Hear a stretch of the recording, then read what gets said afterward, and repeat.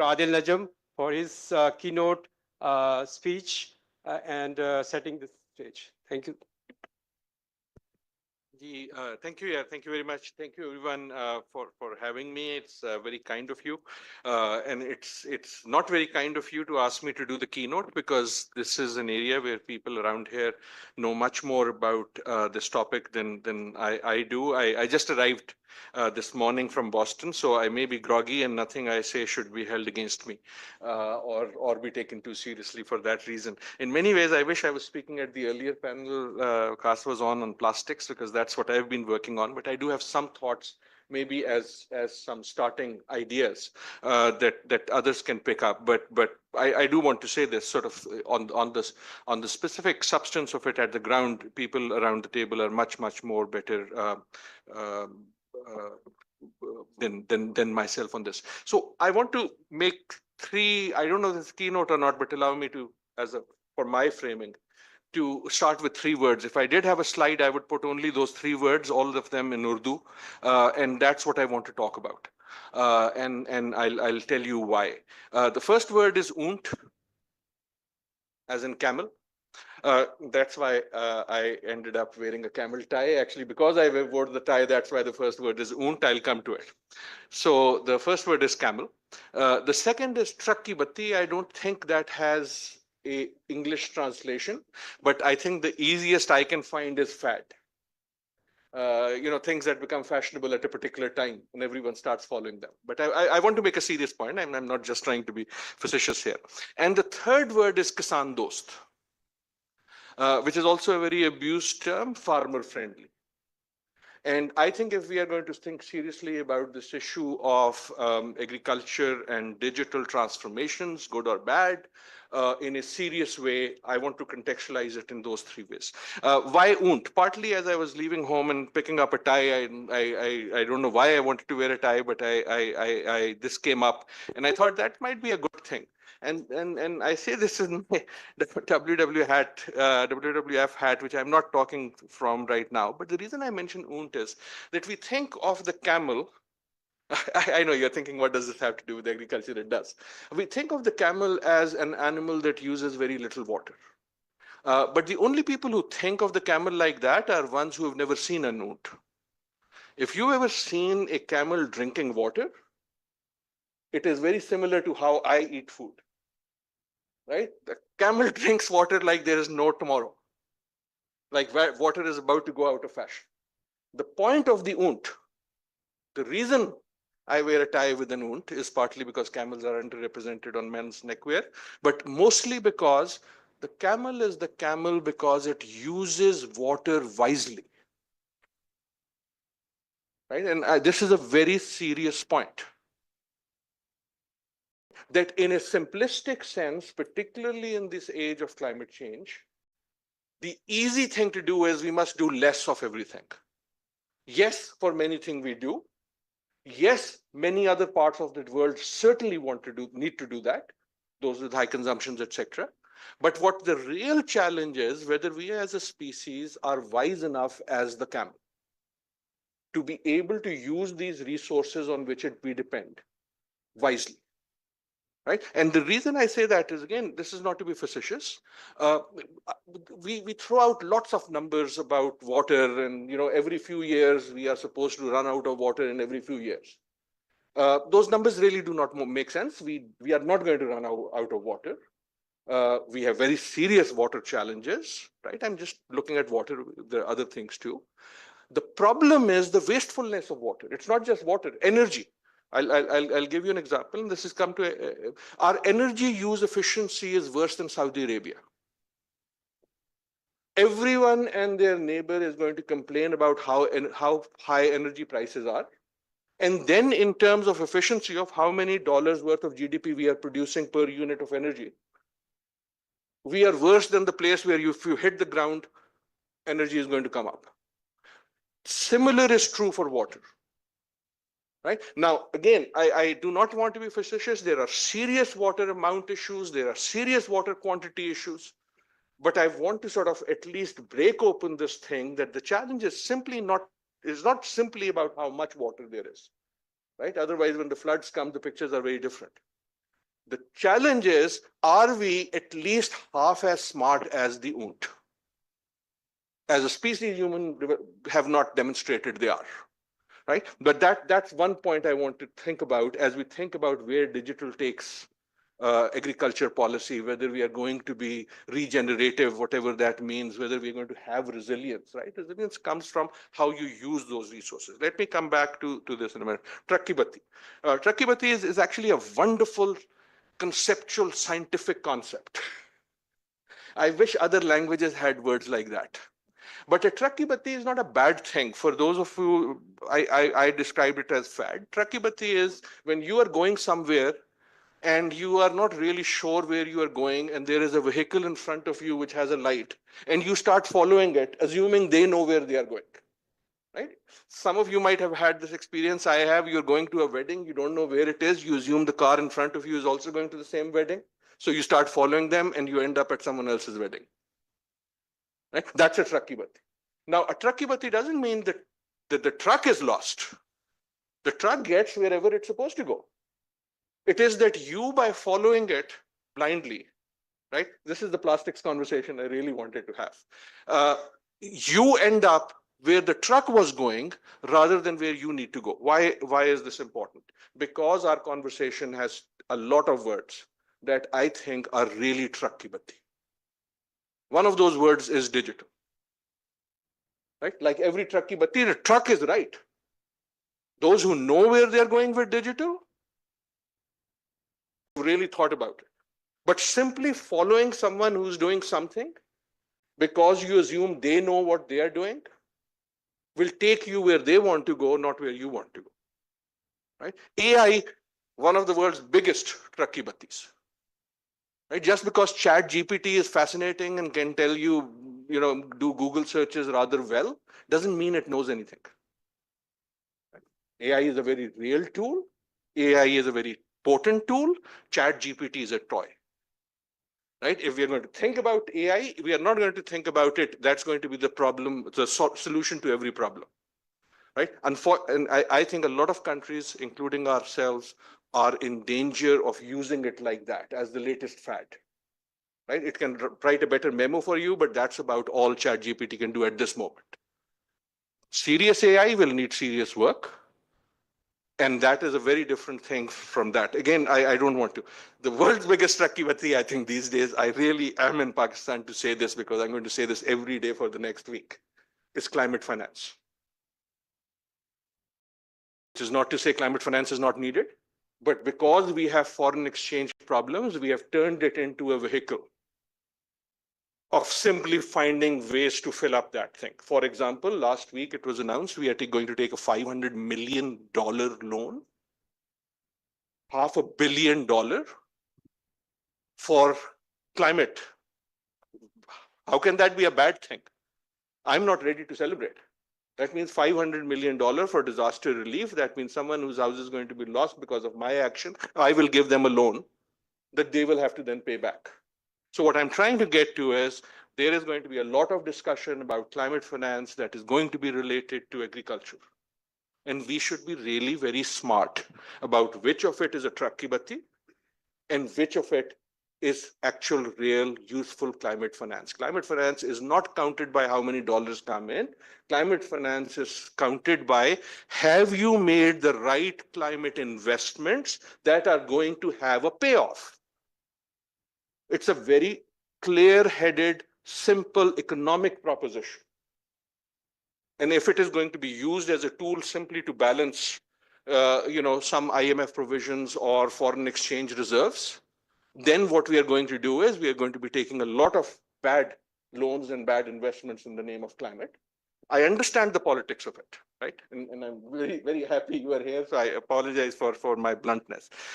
And the last one of them, I'm not sure it's fully a trakibati, but I do, Abid is not here, so मैं कह देता हूँ.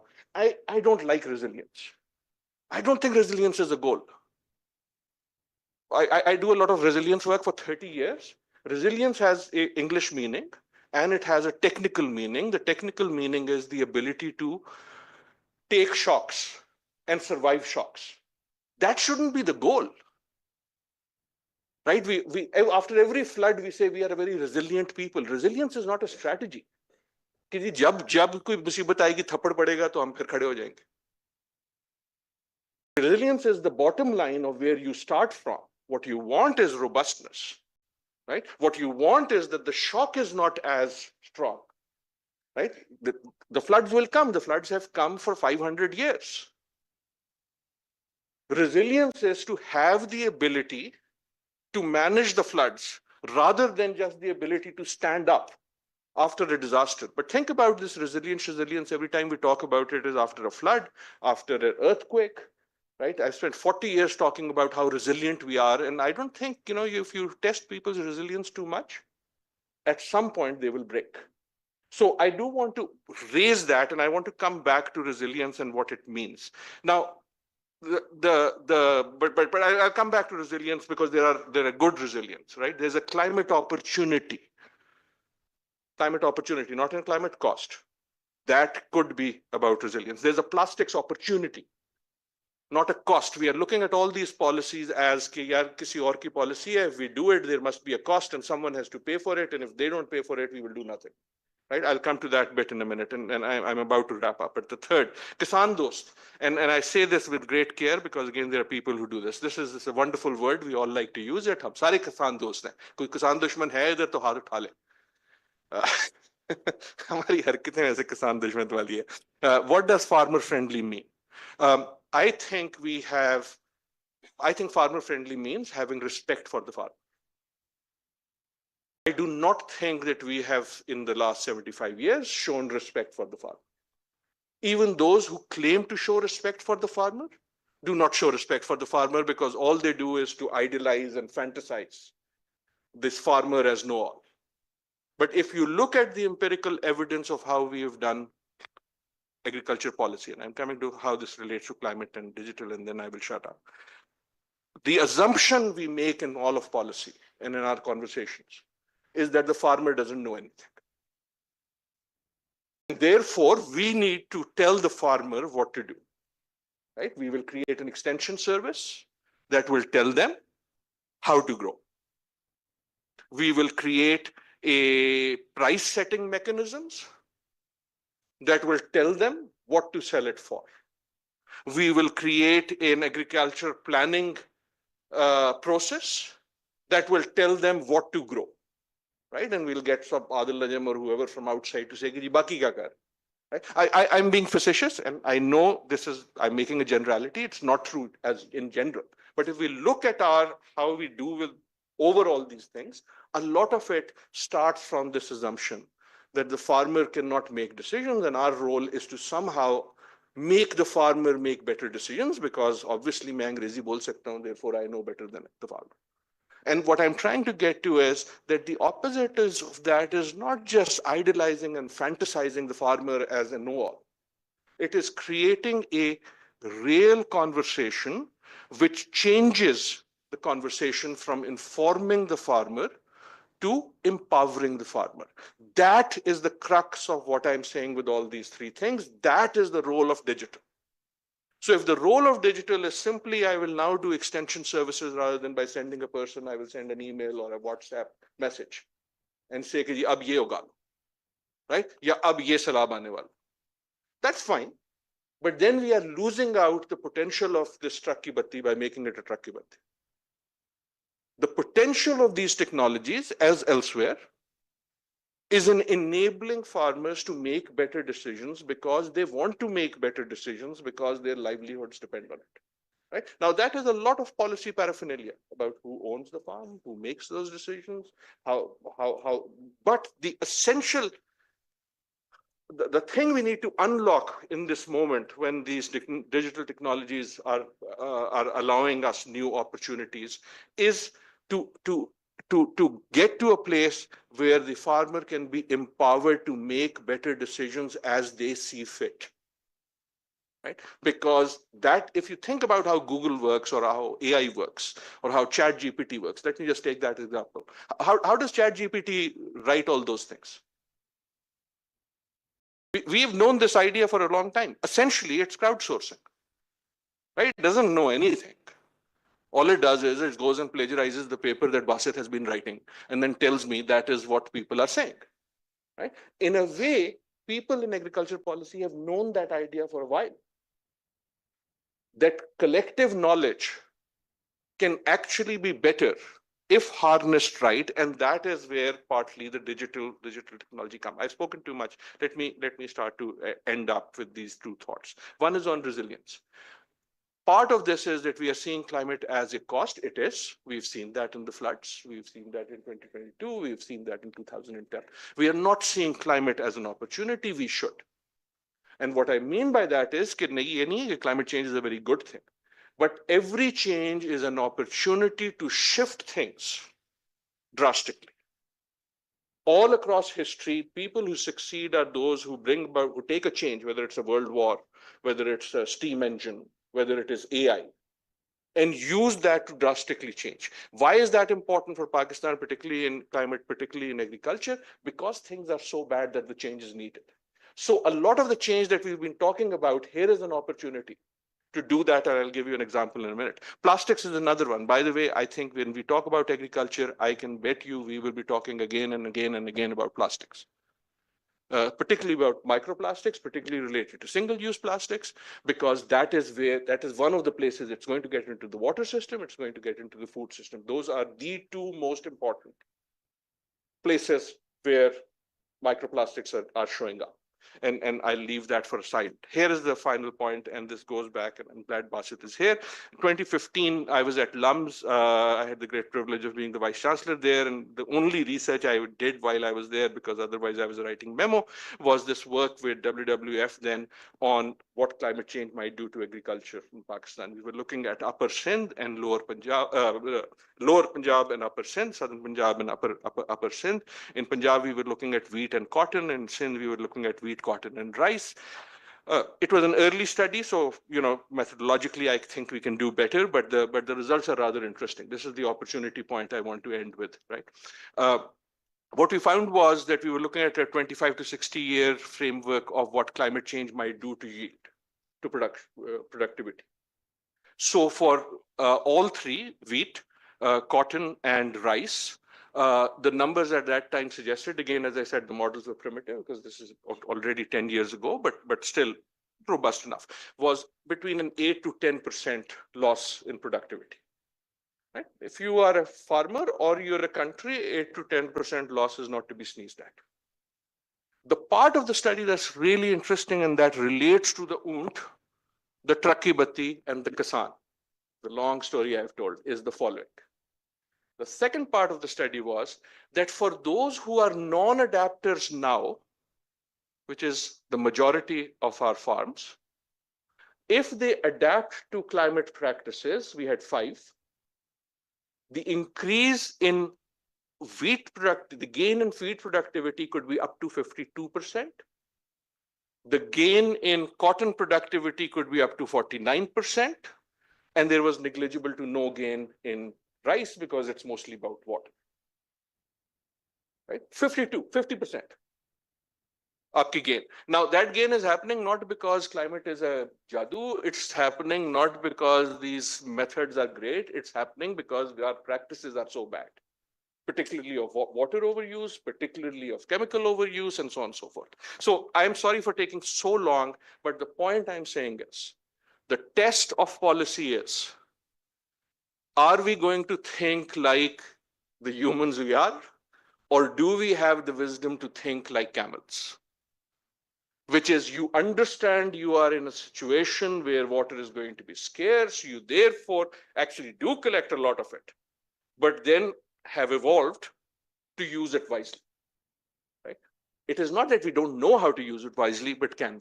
Are we going to use these opportunities, whether they are AI, digital, or climate finance, to become just Trakki Batti and say someone is doing this, we should do this too? Or evolve to do them best to our own needs? And are we going to remain Kisan Dost in the sense that we are their Dost because they need our help? Or because we are their Dost because we can learn from their wisdom? Thank you very much. Thank you, Dr. Saab, for wonderful talk, actually, and giving new meanings for, for old words. So it's really interesting to learn about this oont and truck ki batti. Of course, this is खोल दिया very thought-provoking for many of us in here, and looking into new perspective about the resilience and the climate plans, and of course, and it puts challenge for our speakers to explain it थोड़ा in सा a different way, इसको that all how वाले पर focus कर uh, सकते हो they are doing in terms of regenerative agriculture and with regard to climate change and digital solutions. So I turn to our panelists for discussion, and we're just going to start the first round. So Dr. Fawad, I will start from you because we know that you are not only working with the digital technologies to foster climate change adaptation and all these stuff. So given the perspective, the growth which we observed in Pakistan last year, that there is a quite substantial growth, and they contributed to GDP quite well. So how do you think that this, with regard to climate change and the trends which and other non-climatic factors, just like the pesticide, rising cost of pesticide and fertilizer, how we can see that this going to be the trend is going to be more sustainable uh, up to.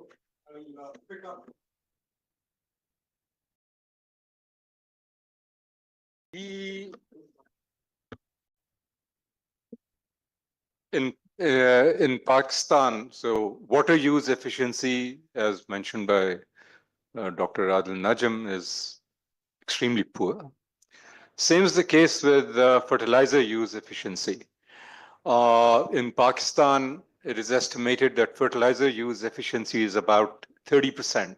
What that means is that 70% of the gas, the fertilizer, it evaporates as nitrous oxide, which is maybe 300 times more harmful than carbon dioxide as a greenhouse gas.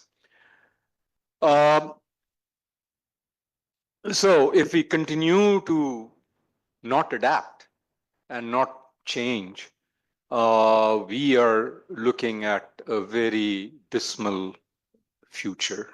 And so, we as a society have sleepwalked into disasters like the smog in Punjab.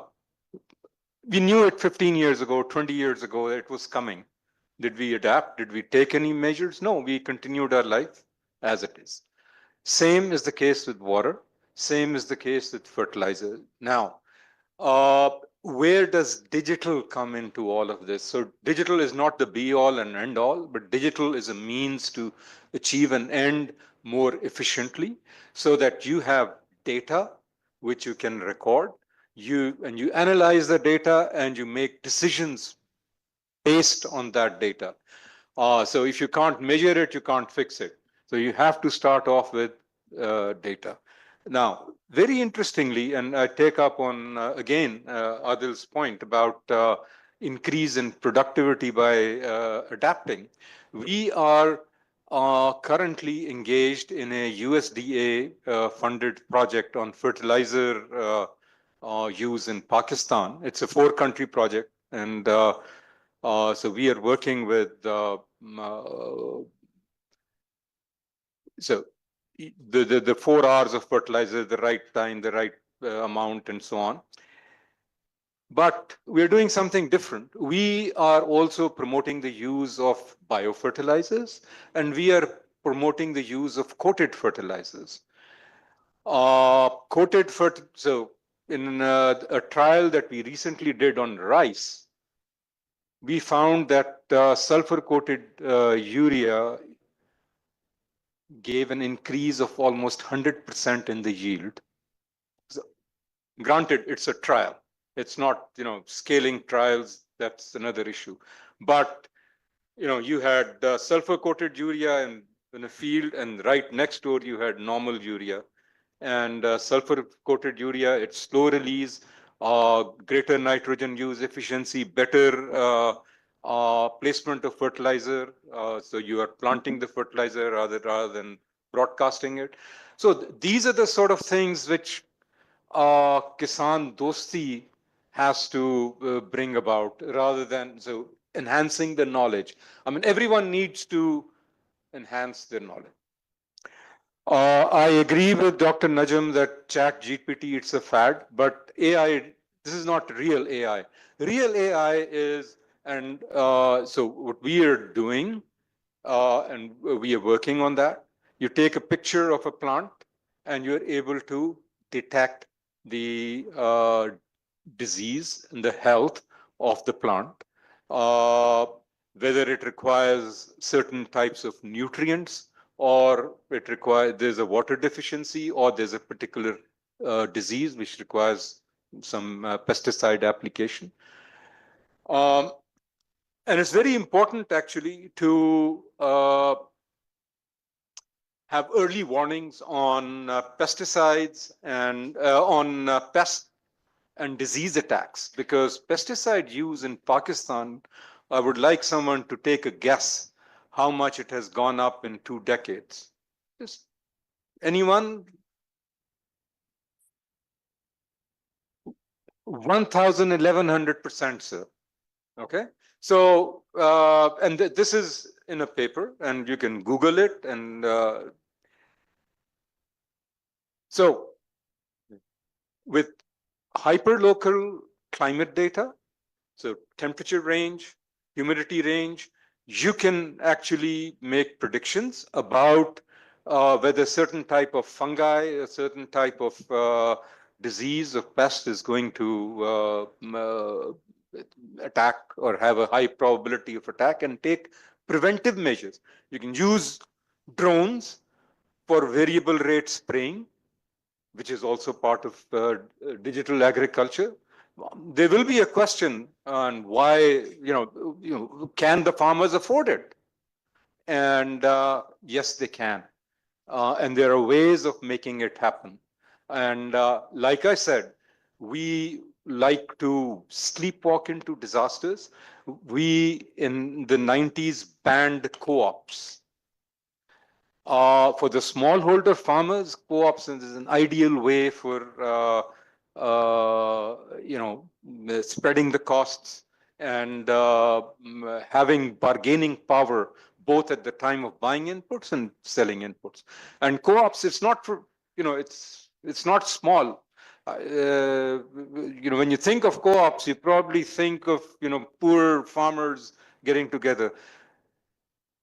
CHS Inc. in the US, it is a cooperative of farmers, has an annual revenue exceeding $40 billion. Amul in India has an annual revenue of $20 billion. IFCO in India has an annual revenue of close to $10 billion. Land of Lakes in the US has 20 billion. So it's big business. But we have, in Punjab, we have banned co-ops. Those are the sort of adaptations, the smart decisions that we need to take. Sorry, I mean, I'm, I can keep on going and. Follow-up question. Dr. Adil mentioned that farmers know what the issue is with the crop and all things, what the crop need actually. So how it's different from the technology, the variable rate application, the picture you take, and then that AI will tell us the diseases or the deficiency in the plant. So how it make it? Good question. You have to respect the farmer. You can't just go there and say, I'm telling you so. You have to demonstrate to the farmer. You have to build trust. You have to spend time in the field.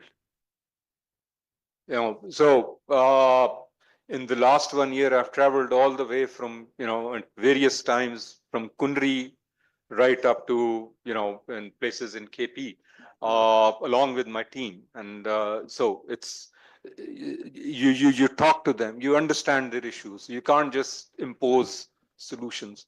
It'll never work. Okay. Thank you.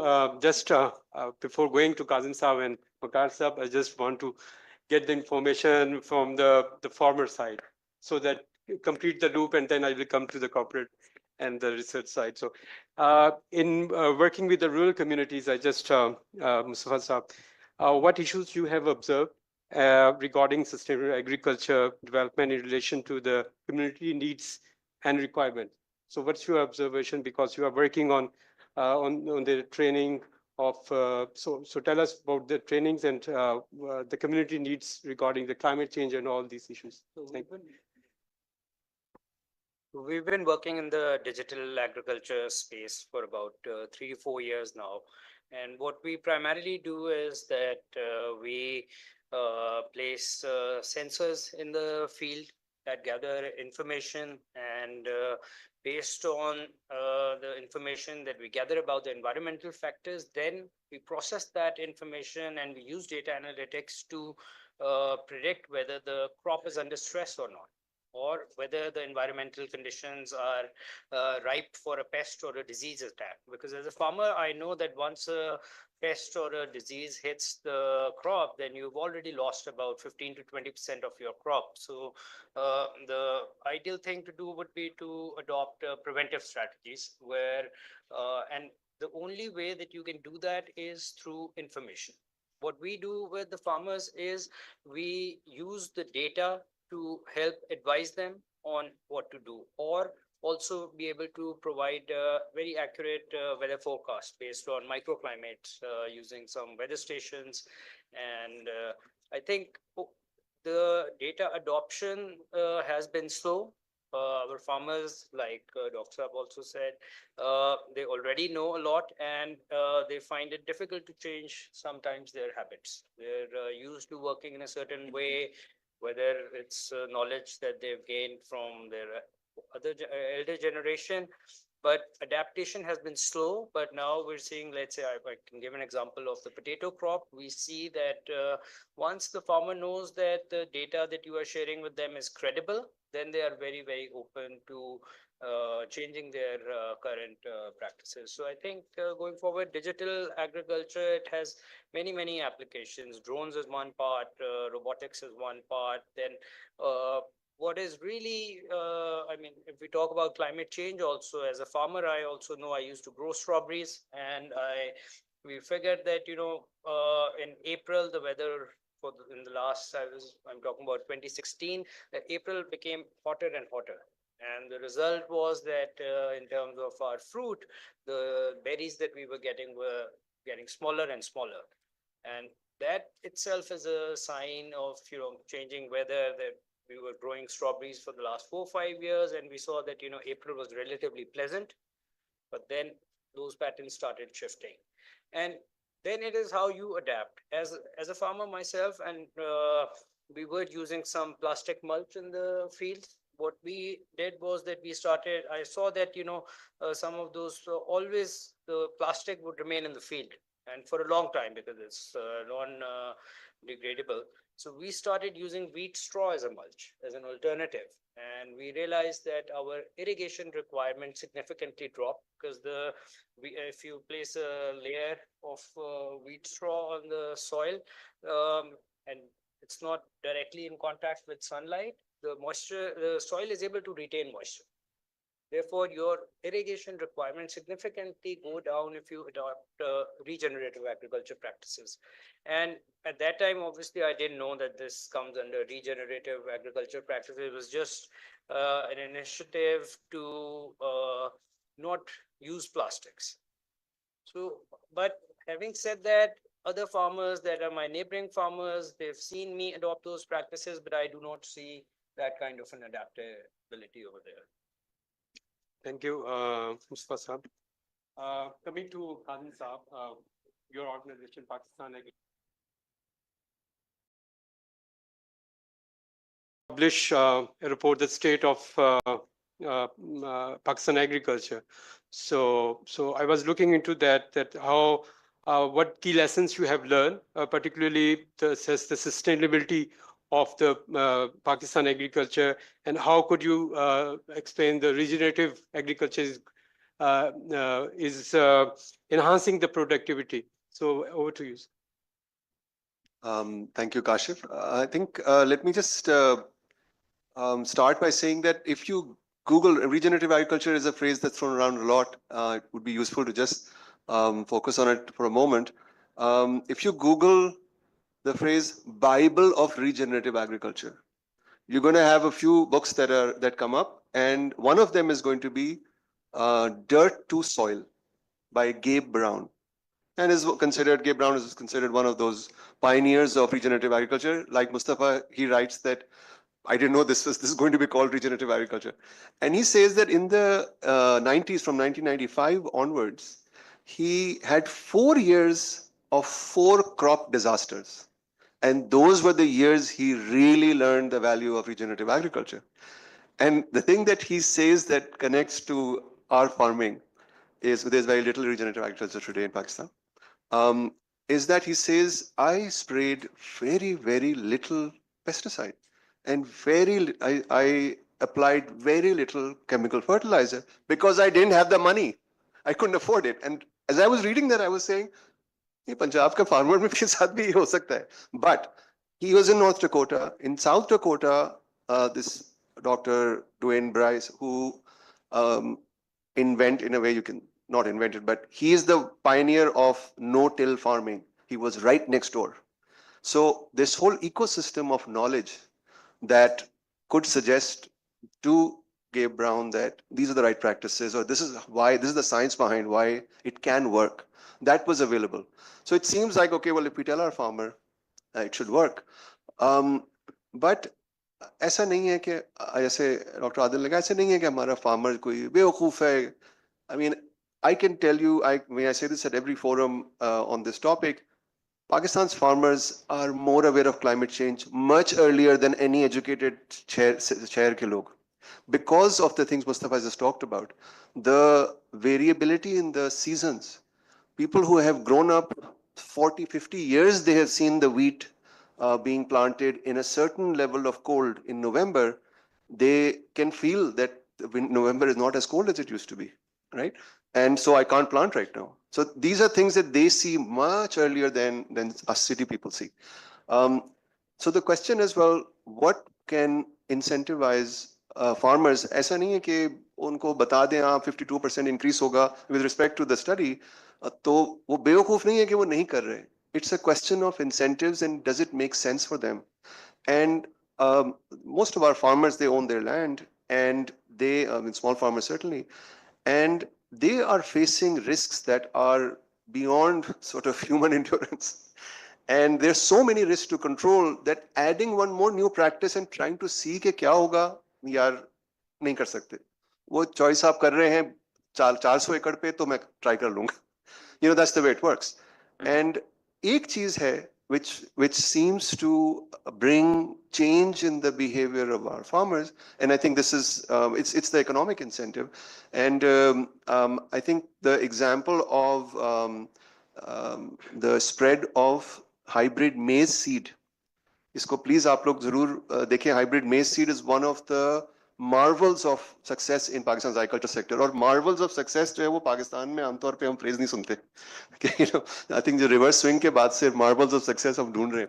And maize seed, every small farmer of Punjab is growing hybrid maize seed, even though it is more expensive, because it goes from 40 मन to 138 मन भी हो सकता है. And I'm just mentioning that because ये state of Pakistan's agriculture last year, 2023, उसमें हमने seed के chapter में इसको showcase किया. And it's because even though it's more expensive, the farmer sees that there is more. And I'm trying to communicate that the farmer will respond to economic incentive. वैसे कोई मसला नहीं है, government के तकरीर से नहीं होगा वो. Now coming back to adoption of regenerative practices, about 79%, last time I checked, 79% of Pakistan's exports are based in agriculture of some kind. बहुत बड़ा हिस्सा उसका टेक्सटाइल होगा, बहुत बड़ा हिस्सा उसका fruits and vegetables कुछ हैं, leather, etc. And there are those exporters who are facing the brands like Interloop facing Nike, etc. They are seeing the kind of demands coming from that side, saying, well, New York May Fashion Act, you can Google it. We've also written a bit about it. It says any bale, any T-shirt that comes into the port in New York needs to have that traceability. और आप जितनी भी आप बातें कर लें जी वो Chinese को निकालने के लिए और वीगर्स वगैरह, well, we may have a situation where products that are being exported to the European Union and the United States are not being accepted because we can't give the traceability, and we can't, next step is we can't say it's sustainably grown. So that incentive is beginning to convince leading corporate players to go into this kind of agriculture or to work with thousands of small farmers saying, can you please grow organic cotton? There's many of them. Balochistan में चूंकि cotton थी नहीं बहुत ज़माने, तो pesticide spray नहीं था, soil के अंदर वो contaminations नहीं है. So many of the big textile players of Pakistan are doing large projects in Balochistan because of this reason.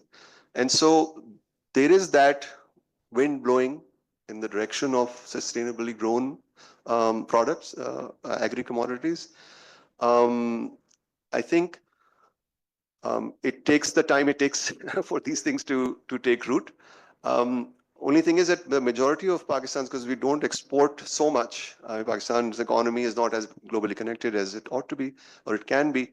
इसलिए most of the commodity that's grown is for the mandi and onwards to most of our population, which is not able to afford any of these expensive items. So I'll stop here. There's a lot we can talk about. But thank you very much. I think the issue which actually my research actually tells us that, okay, if adaptation is fine, farmers want adaptation, but important issue is that does farmer interest in their farming because they are losing their interest in farming. So their seriousness to adaptation is a challenge. Even adopting the regenerative agriculture technologies or new technologies, whatever is coming, because the farmer over the time has experienced that this is not the proper livelihood. So they don't want their son to be a farmer. So that's the migration is going on. And there is a number of studies that most of the farmer, the farm manager, the actual farmer is above the 40 years of age. So adopting to the new technologies or the new approaches, it might be challenging socially. So we now come to Wakar Saab, Sheikh Wakar Saab. Your corporate experience, actually, particularly the fast-moving consumer goods. So we get your insight that how in dairy and nutrition portfolios, which Nestle have, just so how you integrate the regenerative agriculture technologies and to promote sustainability and food security. Over to you. Thank you very much, Kashif. I think it's such an rich discussion is happening here. So probably my input will be probably remain on the peripheries. I think what we have experienced in recent years, and we are not a grower, so it's not a integrated value chain, but we work with farmers and farmers of many kinds. And these farmers are predominantly, when we used to work, these are the dairy farmers, and it's a large, you can say, mainly in Punjab and parts of Sindh, and now it's mainly in Punjab. But we have moved out from not only dairy. Now we work with many mango orchards. We work with guava orchards. We work with on the other fruits. Even we work now in GB with many with the apple groves. But our integration, of course, is much more in the parts of Pakistan, this part of the Pakistan, where our so there are own lessons that we have learned. I think very rightly said, there's no way you can tell farmer without giving them the proof in the pudding that you know how to do things. They know quite a lot. They know quite a lot. So is you always have to show them, what are the successful models. And I think Mustafa Saab is sitting here. So we've been working very closely with him. So it's always a cross learning. So it's not only the experience that we take it to them, that we have learned from our parent organization, because what we could show them is the experiences that Nestle has done across the world. So again, our value chain is very, very big. So from Brazil to South America to North America into Africa, from areas like where we are working with coffee farmers, where we are working with dairy farmers and back to Brazil, dairy farmers here in Pakistan, dairy farmer in India, and fruit growers in different places of the world. So there are a lot of lessons that we have learned. And on the basis of those lessons, those are the practical approaches we have brought back to Pakistan. So there's a lot of learning there. And that's why when we work with the farmer, I think the word used is a trust. So when we talk to our farmers, they believe that what we are saying, there's a genuinity in it because we're coming with a lot of experiences. And of course, when it comes to, so there are a lot of, I think, discussion happening on the, water conservation, digital methods. So we help our farmers. They were not really adopting, drip irrigation. They were not adopting water sensors, which are connected with the cloud and is a real digital solution. So that really help us to grow faster with our farmers, gain their trust and conserve water wherever it could possible. And, move them from flood irrigation to these kind of methods that we have helped our farmer to adopt. But that's only successful because there was a trust, and it's a trust didn't come in 1 year. So we are here for the 35 years now. So in 35 years, we have done something good for our farmers that they have started trusting us. And that helped us, when we started engaging farmers in the other areas of fruit growers. So there was already a buzz that, Nestle has done a good story, a good wonder on the dairy side. And now we are coming on mango. So there's a lot of, acceptance was there. I think we talked about the regenerative agriculture. I think it's a tough job. We are still in the piloting phase, and we are in a more like a phase where we want to learn from the experiences what is happening in Pakistan. So this words like mulching and zero tillage is all there, but it's not very easy to adopt. So it's easy than said done. When we go to the farmer and tell them, adopt these practices, so he looks at the livelihood also. He could always see that, what's happened to its yield. And he wants to, when they work with us, of course, they see a big multinational coming in, talking to them. They want to see how they can benefit out of it also. But going to only regenerative, it can put them in a challenge also. But there are a lot of benefits of regenerative. So we are ourselves, we are in process of learning, and learning is coming from, globally, we are investing in research institutes. There are, all kind of research institutes that we have employed 4,000 with 400 PhDs working with Nestle, who are continuously guiding us what can be done. And again, I said, there's a lot of cross learning coming for various regions. So, and that's why we have a lot of learning on climate change also, because it's not one area we're talking about. We are talking about various geographies in this world and various temperatures that we are working in, various. So that help us, engage with the farmer with the lessons, and it's easier to engage with them, telling them, what is the right approach to do it. But again, the regenerative agriculture, I think we are in a phase of learning. So we are doing pilot with few of our farmers, and we want to do more. And what we believe is, there's a lot more alliances need to be done. So it's not only that Nestle work with its own farmer. It can be we learn from the potato farmer that Pepsi is working. What kind of regenerative methods have been utilized there, and the other farmers who are doing it. So WWF is working on a kind of a new platform where alliance is going to be built. We are going to be part of it, and the idea is again the cross learning, because if we go with the again the top down approach, that will not work. You need farmer who can accept us. And I think the best thing is if it's a homegrown solutions, then it's easier to connect with them. That's what I've already said. So it's a very wide range subject. A lot more experts are sitting here, but our focus is to learn more at this moment and collaborate more.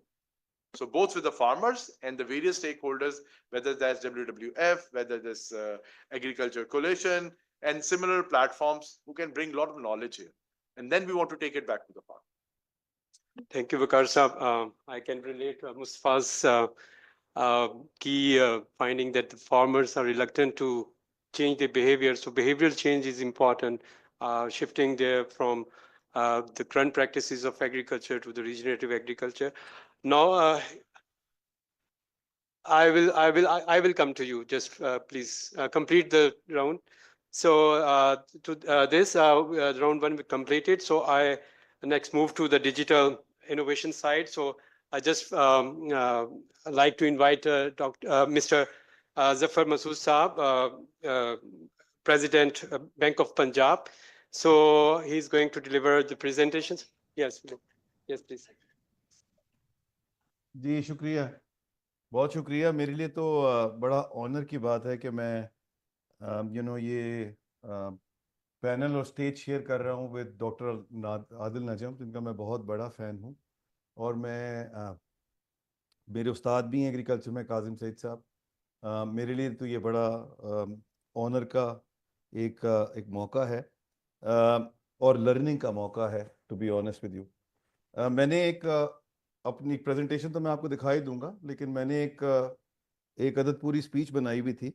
मगर जिस तरह ये format पूरा चल रहा है इस वक्त डिस्कशन का, मेरे ख्याल से वो शायद प्रेजेंटेशन जो जो जो रिमार्क्स है जो मैं लिखे हुए हैं, स्ट्रक्चर्ड रिमार्क्स, गालिबन वो उसमें उस तरह फिट नहीं आते। So I will go a little unstructured, nevertheless stay on the course about the about the case I'm trying to present to you. um, at the outset मैं दो चीज़ों पे बात करना चाहूँगा। एक तो इसकी स्क्रीन को छोटा करो मेरी, और उनकी स्क्रीन बड़ी करो जो लोग मुझे नजर आ रहे हैं। हाँ, लेफ्ट करो इसको। हाँ, ठीक। एट द आउटसेट मैं दो चीज़ें एड्रेस करना चाहूँगा। एक तो जो फवाद साहब ने बात की कोऑपरेटिव्स की, फवाद साहब आप बिल्कुल दुरुस्त फरमा रहे हैं कि cooperatives are the real game changer in China, in India. मगर पाकिस्तान की हद तक we have a major deficit on this. मैं उस पर अपनी एक दो सेंट्स आपको दे दूं और सबसे शेयर कर लूं। जो सोसाइटी इतनी ज़्यादा ब्रोकन हो ना, उसमें कोऑपरेटिव्स नेवर वर्क। यहाँ पर तो हम एक ज़ात की दूसरे ज़ात से बात नहीं करते, लेट अलोन कि हम साथ मिलके काम करेंगे। It's a very complex situation. Although वो बैन लगाया हुआ हो या ना लगाया हुआ हो गवर्नमेंट ऑफ पंजाब ने, वो फिर भी उसका चलना बहुत मुश्किल होगा in a society like ours. मैं बहुत सैडली आपसे ये बात कह रहा हूँ, but unfortunately this is the reality on the ground. Although informally, by the way, ये जो हमारे माइक्रो फाइनेंस इंस्टीट्यूशंस हैं, they are doing that quite effectively. एक तो मैं ये गुजारिश करना चाह रहा था। दूसरा, जो आदिल नजम साहब ने बात की थी, ये बड़ी फैशनेबल चीज़ है कि हम ये कहते हैं कि जी फार्मर को तो कुछ पता ही नहीं है, और ये काजिम साहब ने भी इंडोर्स किया है। ये एक्चुअली हमारा एक नेशनल कैरेक्टर भी है आदिल साहब। हम हर चीज़ पे यही अज्यूम करते हैं कि किसी को अपना इंटरेस्ट नहीं पता और सिर्फ हमें उसका इंटरेस्ट पता है। तो हमारा ख्याल ये भी है कि जो वोटर है ना, उसको भी अपना इंटरेस्ट नहीं पता। उसको नहीं पता कि मैंने कौन सा इलेक्टेड मेंबर लेके आना है और वो मेरा इंटरेस्ट प्रोटेक्ट करेगा। मैं आपको बताऊंगा कि आपको क्या चीज़ बेहतर करनी चाहिए और क्या चीज़ होनी चाहिए, जिसका मुझे खुद नहीं पता, बाय द वे। मैं उसके बारे में खुद, मेरी नॉलेज जो है वो बड़ी कर्सरी सी है। मगर मैं आपको बताऊंगा जो वो ये फॉर द लिविंग करता है ये काम, कि आपको नहीं पता, मैं आपको बताता हूँ। ये अनफॉर्चुनेटली हमारा नेशनल करेक्टर है that we are confronted with when you talked about farmer दोस्त। बट वो एक फैशनेबल चीज़ है। मुझे भी कहने का बड़ा शौक है कि जी हम फार्मिंग को बड़ा सपोर्ट करते हैं, क्या करना चाह रहे हैं, ये करते हैं, फलाना करते हैं। मगर मैं आपको आज जो है थोड़ी सी खुशखबरी भी दूंगा कि of what bank of Punjab has done with government of Punjab, जिसने इन सब चीज़ों को एड्रेस करने की कोशिश की है, जो आपने, फवाद साहब ने, वकार साहब ने और काजिम ने पहले जिस पे बात की, और जो हमारे दोस्त मुस्तफ़ा उन्होंने भी बात की। एक तो कुछ बेसिक फिगर्स मैं ज़रा थोड़ा रिकॉर्ड ठीक करना चाह रहा हूँ। वो ये कि एक एक एक नैरेटिव बनाया गया है over the last few decades that agriculture merely contributes 20% towards the direct GDP. That is correct. But the fact of the matter is that when you attach the backward and forward linkages, the contribution of agriculture towards GDP is 46.4% with a multiplier effect of 1.8. So this is, I just wanted to drive home the fact that this whole debate that direct contribution is there, so therefore we need to focus more on industry like ours. The service sector, which contributes 60% towards the GDP, is actually a misnomer, and it's a very unfortunate narrative that's been built over a period of time. The backbone still remains the agriculture sector. You all are aware about the other facts, so I will skip all those facts. But एक जो बड़ा important element है वो climate change से directly related है, is related to the the livelihood of people. और हमने देखा है कि किस तरह the poverty rates have increased to 40% after the super floods that happened in 2022. There are 5 fundamental obstacles, in my very humble opinion, which are important for developing a resilient food systems, the topic of our discussion today. इसमें जो पहला वाला मेरी हद तक एक बड़ा important point है, that's the climate vulnerability and the unpredictable rainfalls and temperature changes. I will skip all the details about this. You all are aware of all of this.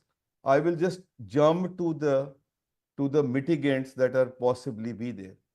And climate smart financing options that encourage the adoption of resilient agriculture practices, including usage of right quantity and quality pesticides and fertilizers. बहुत अच्छी analogy दी doctor नजम ने about the camel, और जो camel जिस तरह हम उसका reverse हैं, हम रिवर्स हैं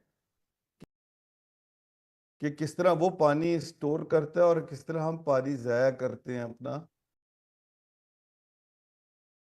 तो मेरी समझ नाकिस राय में जो आदिल नज़र साहब ने बहुत अच्छी चीज़ एग्जाम्पल कोट की, मेरे तो दिमाग में बड़ा क्लियर ये चीज़ हो गई।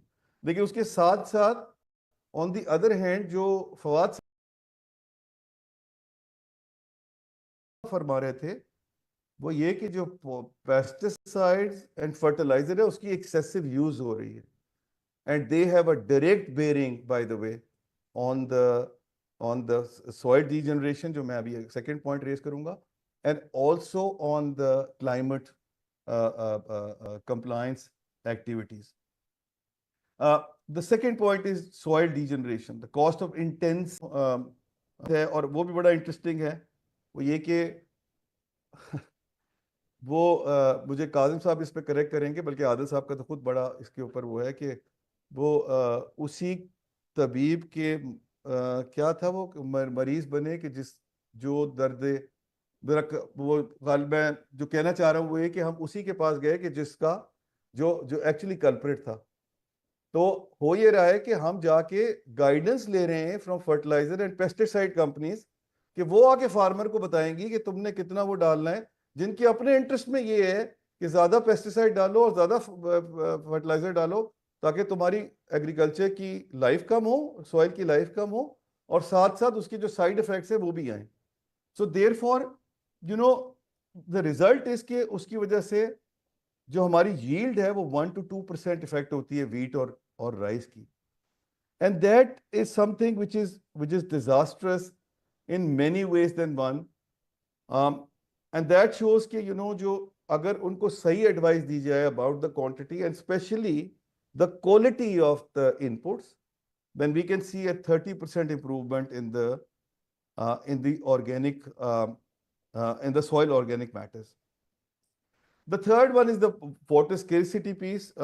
आदिल साहब ने उसको बहुत अच्छी तरह कैप्चर कर लिया है, मैं उसमें ज़्यादा कुछ कहना नहीं चाहूँगा। We all know it's a looming crisis of agriculture, not because there is a lack of water, जो काजिम साहब हमेशा एजिटेट करते हैं। This is actually the wastage piece, जिसकी बड़ी अच्छी एनालॉजी जो है वो डॉक्टर नजम ने दी।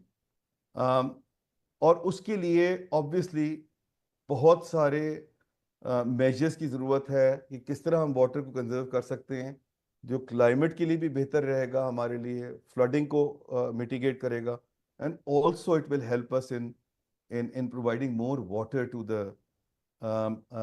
फॉर द एग्रीकल्चर पर्पसेस, जहाँ पर almost 80%, almost 90% of the fresh water goes towards agriculture.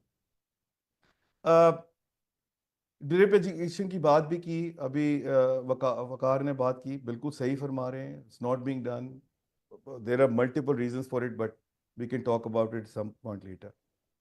The fourth barrier is the financial exclusion piece, barrier to credit access to smaller farmers. इसके बारे में भी अभी काजिम साहब मेंशन कर रहे थे कि किस तरह ये जो एक्सेसिबिलिटी टूवर्ड्स फार्मिंग है वो इम्पेयर करती है of the ability of the farmer to take risks and you know multiple जो उसने एक कुछ थोड़ा सा इनोवेशन लाने की कोशिश करता है या कुछ चीज़ें डिफरेंट तरीके से करने की कोशिश करता है, वो कहाँ उनको इम्पेयर करती हैं.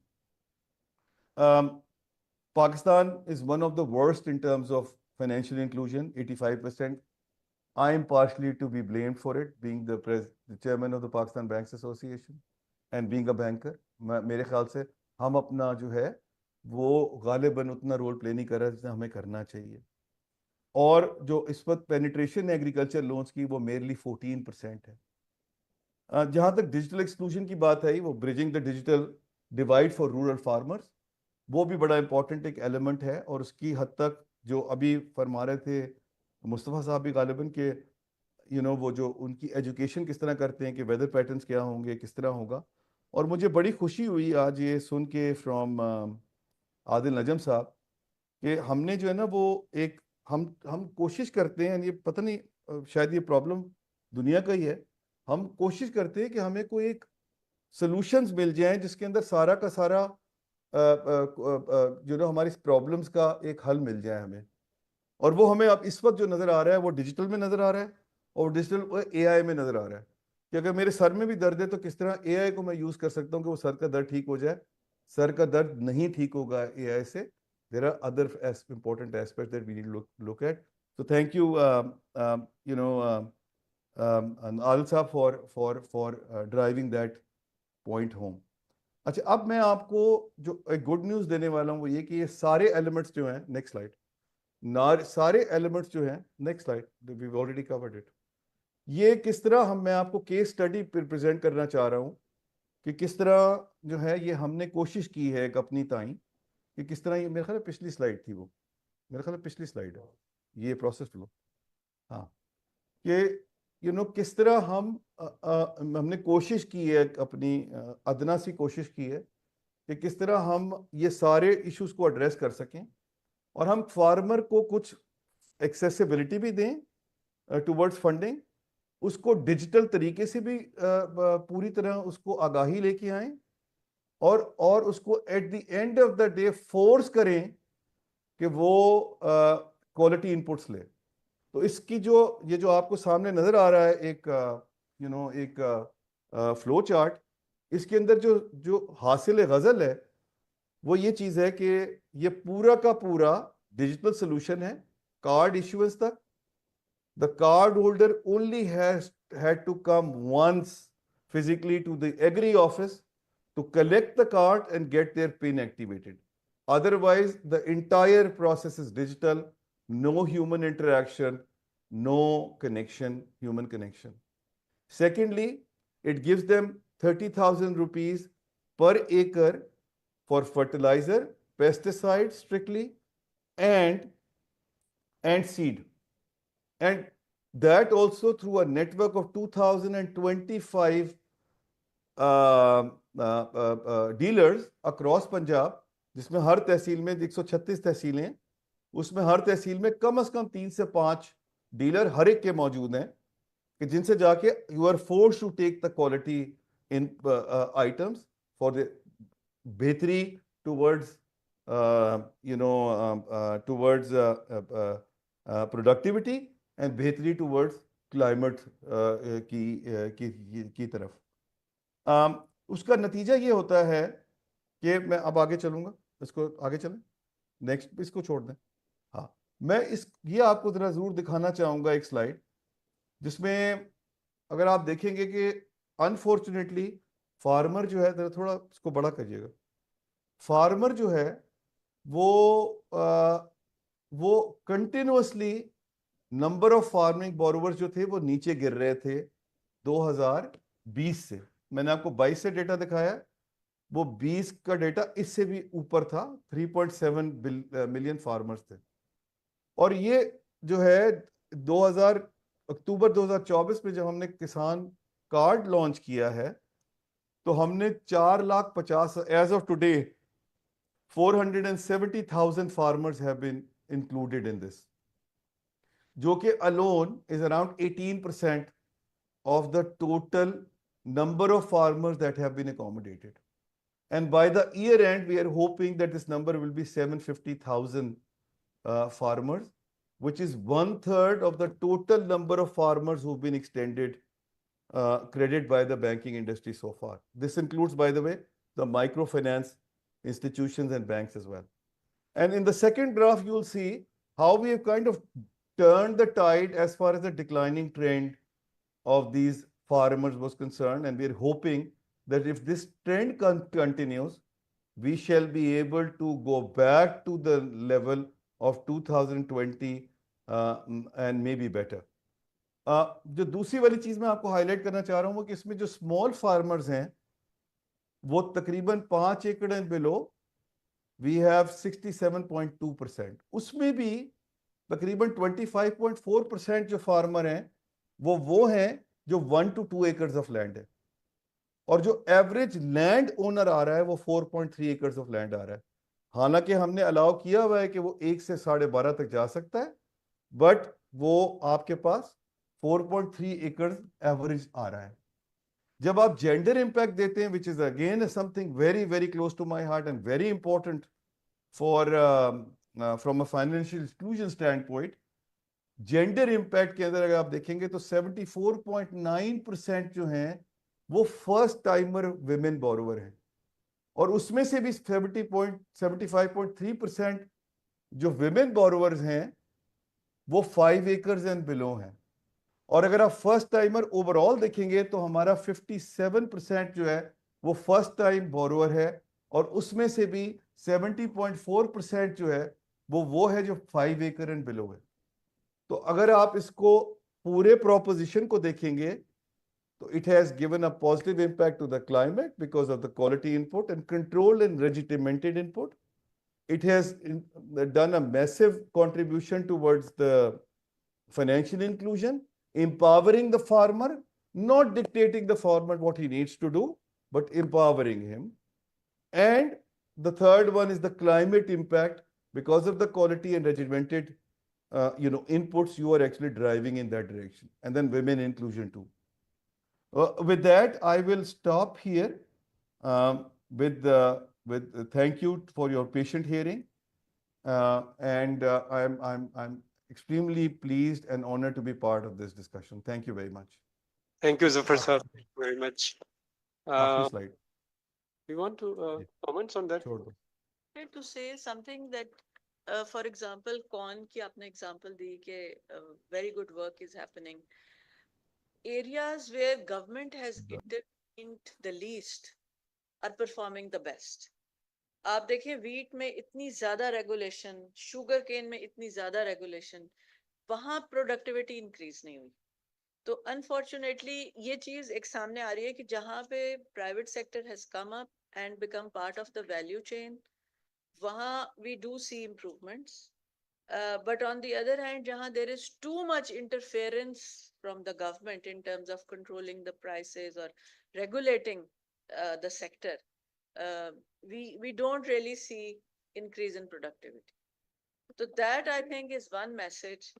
And maybe हमें लगता ही है कि जी ये carbon border adjustments वगैरह will have very negative impact on us. I mean, if these are done abruptly or too much, yes, it will have an impact. But because of that, the private sector is now interested in going back to the value chain, and they are interested in investing in the backward linkages. If I may just address that point very, very quickly, आप बिल्कुल दुरुस्त फरमा रही, but I just want to qualify that statement a little bit. ये बात दुरुस्त है कि जिन वैल्यू चेन्स में एग्रीकल्चर में गवर्नमेंट इज एक्सट्रीमली इंट्रूसिव, आपने वीट और शुगर केन की एग्जाम्पल, वीट सबसे ज्यादा है, वहां पे वो रिजल्ट हमें नजर नहीं आते. Cotton is another one where seed के ऊपर जो जकड़बंद है गवर्नमेंट की. 2 points on it. One, that these are from an era about 60 years ago when Pakistan was in deficit in most of these commodities. और वो across the developing world वो commodity boards होते थे और वगैरह वगैरह, और ये गवर्नमेंट का ही रोल सीड के लिए पॉसिबल नहीं था 1976 में ये सोचना कि प्राइवेट सेक्टर सीड में आ सकता है, तो government had to do it. The only issue is वो रूल्स खत्म हो जाने चाहिए थे, या government should have given it over to the private sector a while ago, because we've been self-sufficient for a while. But वो change नहीं आया और अभी भी एक आता है कि नहीं हम कर लेते हैं, गवर्नमेंट की तरफ से ही आता है. Second point, it's not that there was no role of government in the sectors where there has been great success. मेज में 2001 में या राइस के भी और वेजिटेबल में सबसे ज्यादा हाइब्रिड सीड कामयाब है. If the government had not come out with a framework for hybrid seed import in the country in 2001, we would not see these results Enabling and get out of the way. market. Ji, enabling environment and then तो ये थोड़ा सा ये qualify करना जरूरी है. Thank you. अगर मुझे इजाजत दें और तो क्लाइमेट चेंज में भी मेरे ख्याल से वही. जी सर मैं जस्ट if I may, पे मैं भी गुजारिश में करना चाह रहा हूँ. मैं आपसे देखिए शेख साहबा, मैं आप दोनों को टाइम दूंगा. जस्ट मुझे इस जरूर. को कंप्लीट करने दें. हो सकता है आपके वो जो है So great, sir. I am very highly obliged, sir. I congratulate SDPI in the leadership of Mr. Soleri. और वेलकम आल्सो सर. मैं भी सवाल करने शुरू कर दिया सर. एक वेरी एक मिनट थोड़ा सा रुक जाए. आपका शायद आंसर हो जाए. मुझे भी जस्ट कंप्लीटेड. नहीं sir, let me ask a question sir please. There's no any sir, no share of audience. जी करें आप. Sir, my question is, sir, with respect to Hazrat Shah Waliullah. We never read our own ancestors, our agriculture is no effect. And crop sub is conclusion is nation is less than agriculture. Shah Waliullah Rahmatullah Ta'ala. All our school of thoughts are have consensus upon that personality. So he is a greatly written, sir. Even I will invite ingenious personality, Mr. Adil Najam, to read Shah Waliullah. So he has said, if some nation is blessed by almighty land, agriculture, they never care, so nobody can save them from destruction. So my focus is, sir, a lot of things have been said, very nice, sir, our lectures, mashallah. But sir, there must be land reforms. Our three powerful dictators have done this, but they have never become succeeded. So sir, when you have, there is a situation of have and have nots. Okay, our people are jobless, sir. They can be accommodated in this land reforms. So, sir, why not you have very solid suggestions implemented, sir, by our worthy government, sir? Please, sir, do it something for it. Point आ गया आपका. Thank you. Just may I just quickly close the session. So, Dr. Fawad, just go for policy issues, institutional setup. Actually, you think that for digital innovation and all these regenerative agriculture and adoption of to the farmers. So what policy measures actually you suggest or you think that should be there that facilitate this thing? So first of all, sorry. देखिए, when was the last agricultural census held? It was around 2010, if I'm not mistaken. Okay. So we are now currently working with data which is 15 years old. The livestock census was conducted even earlier, I think 2006 or 2008. So we are working with almost 20-year-old data, right? So, we design policies, we design frameworks based on data which is perhaps no longer valid. So, as a first step, I think these census need to be updated. They need to happen. Secondly, I think Bank of Punjab, Zafar Masood Saab, he's answered that the financial inclusion part, access to credit is extremely important, and earlier banks wouldn't even talk to farmers with less than 12.5 acres. They did not exist for banks. So this is a very, very great step. It's very heartening. One other thing I think which is very important, and it has to be institutionalized, it is crop insurance. And it's not just weather index based crop insurance. It has to be coupled with area yield insurance. And the government has to play a role in that in terms of financing the premium. Even in the United States, USDA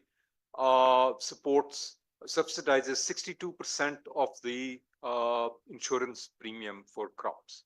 Okay, so the farmers can't afford it, and this is, if you want to build for want of a better word, the resilience in the farmers. This is the sort of help that you need to provide. Thank you. Uh, Thank you, sir.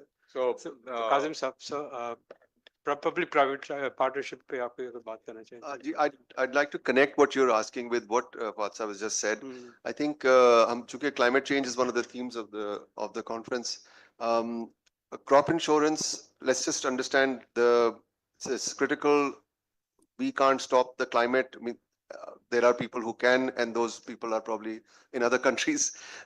वो जो कर रहे हैं वो जरूरी है, and it's good work, but we need to protect our farmers financially, because एक crop से में अगर disaster आता है, for the next few crops the farmer is toast. And Zafar Masood साहब ने बताया कि financial inclusion, जो direct lending to farmers is at 14-15% of all the farmers.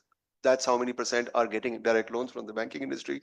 When you ask the bankers, they say, लगता ये है कि farmer की जमीन है जो उसका collateral है, but that's the second security. The crop is the first security in the banking documentation. And bankers say that I have to take all the risks of the farmer, of the crop, to my loan book, and that's not banking. So insurance is the only way you can solve that. Now, the insurance industry of Pakistan does not have the financial depth to take on the risks of agriculture. And there are many markets in the world which have this situation, जो ज़रा सा underdeveloped है. उसमें 20% of the risk is taken by the local, insurer, and 80% by the global reinsurer, which is in 120 countries and is diversified. So we've done this work last few years over from Pakistan Agriculture Coalition's platform. Brought in some leading local insurers, global reinsurers. HPL and Bank of Punjab have been the banks that have really pushed this. And उसके साथ global reinsurer फिर कहता है कि जो surveyor होगा वो फिर मेरे एतमाद का होगा. So we brought in the world's leading insurtech firm, fintech के अलावा insurtech firms भी हैं. And we've done this work that has given out payouts to farmers for various crops, etc. Now, government of Sindh has taken it. We've worked a great deal with them, and the Hari card जो वहाँ issue हुआ है, उसमें one of the 5 things in there is crop insurance. And we have a dialogue, and we're hoping that the federal government also focuses on this. So, जो बात फवाद साहब ने कही वो बहुत जरूरी है कि premium has to be covered for the small farmers, has to be covered by the government. And farmer से जब आप बात करते हैं, farmer ने खुद बताया कि जो pricing है, it's like एक बोरी यूरिया और मैंने डाल दी, in that range per acre. Out of 106 countries, जो मैं World Bank data आपको बता रहा हूँ, 106 countries that have crop insurance schemes, 84 have some premium subsidy for farmers, including in developed countries. This is not something unusual we're doing. Same next door in India. So this is one way that the climate challenge is being dealt with using digital technology, because farmers को directly उनके wallet में अगर कोई insurance event होता है तो directly payout जाता है. One of the governments you've been talking to said, नहीं वो payout हमें आना चाहिए, फिर हम देंगे फिर. So anyway, we've been trying to fight that. Another thing, I think there's going to be discussion on agri-tech. Usually ये जो drones and AI उसकी बात होती है. So I wanted to just point out one more area. Crop insurance is one other example. But another one is a solution for post-harvest losses and not having standardized product, and farmers not being able to borrow in some other way. And that's the electronic warehouse receipts regime, which we've been working on for some years, and now it's at the edge of getting scaled. जिसमें farmer की harvest goes into a warehouse that you and I can trust, or a bank can trust, and for 100 rupees commodity value, 70 rupees loan is dispersed right away. This thing has now HPL and Bank of Punjab having led this thing. It's reached the proof of concept 11-12 billion rupees की warehouse receipt issue हो चुकी हैं the last few seasons. लेकिन ये है कि जो question आपका था, जो आपने भी कहा मैनुमाशा के policy role. Now the policy role that you expect from government is not to try to take it over and say हम ही करेंगे. It's to facilitate private sector to go ahead and invest. And these are the areas जिसमें थोड़ी सी जरूरत है. I'm being reminded of something that there's so much gloom about the possibilities in our country that you have to borrow humor from other countries. Brazil में कहते थे कि Brazil is the country of the future, and it always will be. So don't think that I'm trying to give you, but I'll stop here if you have it.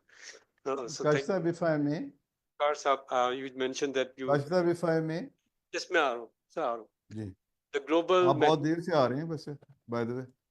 It's fine, go ahead. But just आप pulling your leg.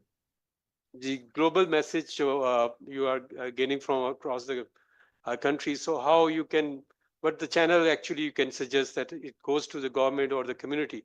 So in terms of policy, sport or policy integration, how you these experiences you think that can be challenged to the Madam to the public. already said very clearly, I think the areas where the government has only stayed up to the policy interventions, those are the areas where success we have already seen.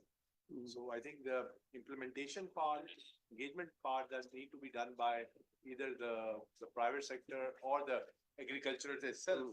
I think till we keep it there, I think it will be successful. There are other cases also where I think if you look at the milk pricing in overall in Pakistan, still, the milk prices are capped. Mm-hmm. We as a private sector, we predominantly always asking open up this prices because that's the only way you can manage the quality of milk. If you cap the price that you cannot sell milk more than, and this is for the loose milk, just for everyone, Pakistan still 92% of the milk is sold loose. 7-8%, that's the number which is sold in a package format, in any powder, liquid, all form. Now, a farmer, why he would invest in the milk side if the price is capped? So he will not invest. He will not invest in quality. He'll prefer adding milk, water into it and something else into it just to hedge his. So you need to let loose. So you have to privatize stuff, and I think that's the way forward. Mustafa, any policy recommendations? मैं थोड़ा सा I just want to talk about agriculture technology. एक तो हमारे यहाँ ये challenge है जी कि जितनी टेक्नोलॉजी है it is mostly imported, whether it is hardware और सॉफ्टवेयर. हमारे पास इंडिजिनस अपनी जो कटिंग एज टेक्नोलॉजीज आजकल दुनिया में अवेलेबल हैं फार्मर की एडवाइजरी के लिए. अब आई वुड से कि ये जो एग्री टेक है फार्मर के लिए एक टूल है फॉर इन्फॉर्म डिसीजन मेकिंग. सो इसको जब तक हम लोग हम एंड फार्मर तक और मेजॉरिटी फार्मर तक पहुंचने का हमारा चैलेंज है कि चीज़ें महंगी है for the average grower too. इसलिए हम भी जो टेक्नोलॉजी साइड पर काम कर रहे हैं, we work with let's say PepsiCo, Nestle के साथ. ये लोग आगे वो चीज़ें पास ऑन करते हैं फार्मर्स को, और इनकी क्रेडिबिलिटी भी है जिस वजह से फार्मर जो है वो इनकी बात को सुनता है. अगर हम अपने एग्रीकल्चर यूनिवर्सिटीज़ की बात करें तो वहाँ तो they are not learning centres. वहाँ वो लोगों को रटे लगाकर, और अगर आप फैसलाबाद यूनिवर्सिटी चले जाएं तो वहाँ पर सिर्फ आपको वाइस चांसलर साहब की तस्वीर नजर आएगी हर कोने पर, हर दीवार पर, हर जगह पर उनकी सिर्फ आपको तख्ती नजर आएगी. तो this is the kind of thing we are promoting. Thank you sir. मैं 2 क्वेश्चंस ले लें फिर आप फिर मैंने जी, लेकिन बस quickly 1 minute you have. My name is Asif Ali और मैं चेयरपर्सन हूँ national seed development and regulatory authority का, और मैं वाइस चांसलर रहा हूँ 2 टर्म्स. एक नई यूनिवर्सिटी बनी है मुल्तान में, Mohammad Nawaz Sharif university of agriculture Multan. सो बातें तो सारी ठीक हो रही हैं और बड़ी अच्छी बातें हुई है, लेकिन we have to see these things collectively. Particularly मैं सीड का आंसर देना चाहता था, वरना तो बात लंबी हो जाएगी. So if you look holistically, हमें गौर करना पड़ेगा कि जी population, over population, urbanisation, climate change और साइज ऑफ द फार्म जो भी मेंशन हुआ 70%. 70% 5 एकड़ है, और 5 एकड़ के जिम्मेदार के घर के बच्चे नहीं पढ़ सकते.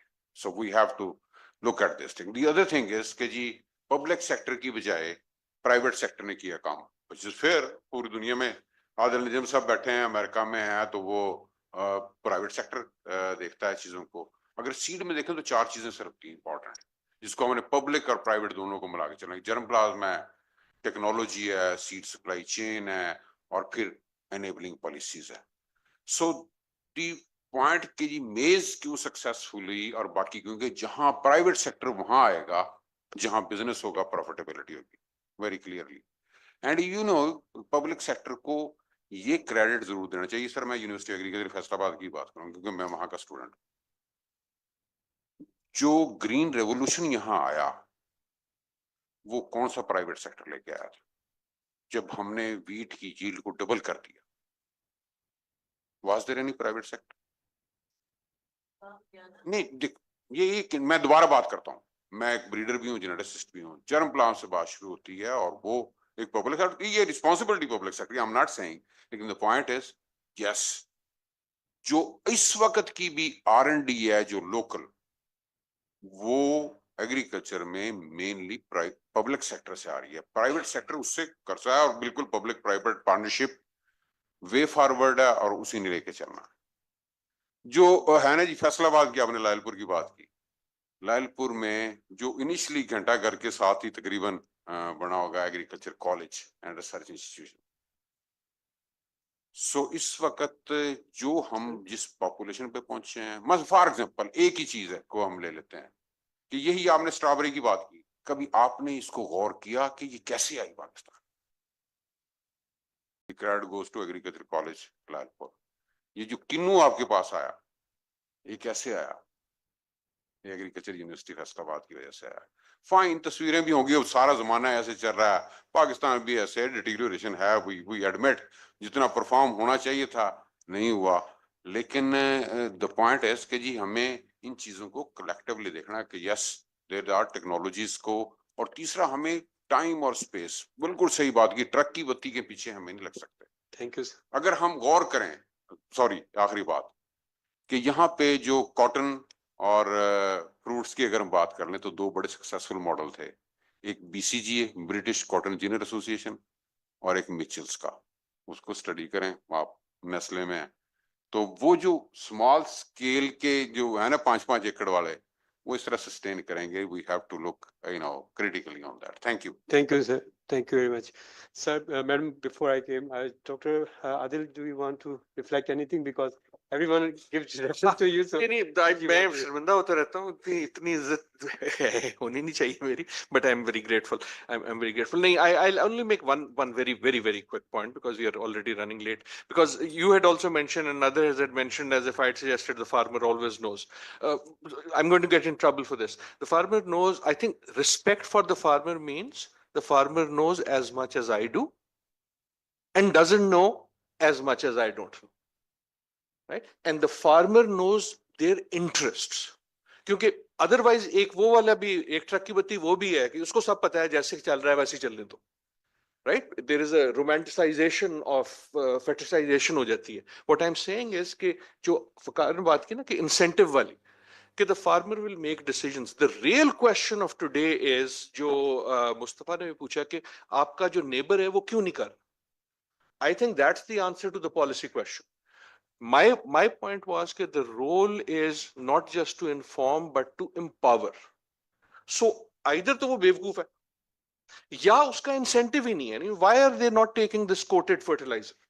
Maybe it is in the price of the fertilizer. Maybe it is in the subsidies we are supposedly giving to help them. Right? So it's not a question कि private है या public है. The question is, can we empower farmers to make decisions on their interests? Very last sentence, Tariq Banuri, the founders of SDPI, has some very fine ideas कि green revolution जो थी उसमें क्यों थी इतनी success. And one of the points, हमारे पास सारे का time नहीं है, he makes is कि demonstration effect of success was important, but equally important was demonstration effect of failure. जब मैं देखता हूं कि मेरे साथ वाले का घर पक्का हो गया, मैं अपना बिहेवियर चेंज कर देता हूं। और जब मैं देखता हूं कि मेरा बह गया सलाब में, तब मैं चेंज करता हूं। So there will be failure in a way, there will be people who will fail, and that is how the demonstration will happen. But the bottom line to me is empowering the farmer. किसान दोस्त का मतलब मेरे ख्याल में ये है, empowering the farmer with information कि मैंने ये बता दिया यार, नेस्ले ये कर सकता है। Now some will take it up. If the demonstration is effective, others will also or not. But thank you everyone. This is so enlightening. thank you very much, Dr. Adil. So, Madam Aisha Humera, I request for your concluding remarks. Thank you. Ji, thank you very much. It was very informative for me. I think it was a great dialogue and interaction with experts from various sides, and I learned a lot myself. And I completely agree that when we talk about climate change, there is also an opportunity. And we always look at the gloomy side, and we don't really see the opportunity, because as Adil highlighted, that so much needs to be done, that there is an entrepreneurial side of the climate change, and I think we need to focus on that as well. There is huge opportunity for the tech sector to engage with the agriculture. And some of the startups, because I have a background, I have worked in IT for 2 years, so I have seen so many startups who are now working with the agriculture sector, working on the inputs which are required. They are helping the farmers on that, and then the collection of data, and helping them to make informed decisions. And by making informed decision, you feel empowered, because empowerment is very important part of that. uh, uh, but on the other side, I think it's also very important that we talk about nutrition when we talk about agriculture.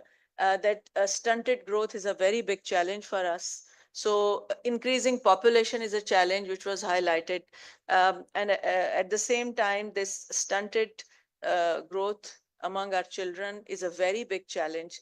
And I think when we talk about productivity and farmer, we must not forget that, is food reaching where it is required? And there also, I think the policies need to be looked at again. By just having big stocks in the food departments of the provinces, we cannot stop stunted growth. We have seen that. So, what are the solutions to address these? How do we ensure that there is access to food, there is access to market, and there is affordability? I think these are very important questions from a food security perspective. And I really appreciate the involvement of private sector. And I think there is great value in having incentive system right, so that it's public-private partnership. No one can do it on their own. I think we need to collaborate, and we need more dialogue like this to bring us together and learn from each other. And I'm really grateful to SDPI and Abid Saab for providing us these opportunities. Thank you very much. So, can you please join us for the group photo? Yeah. Yes.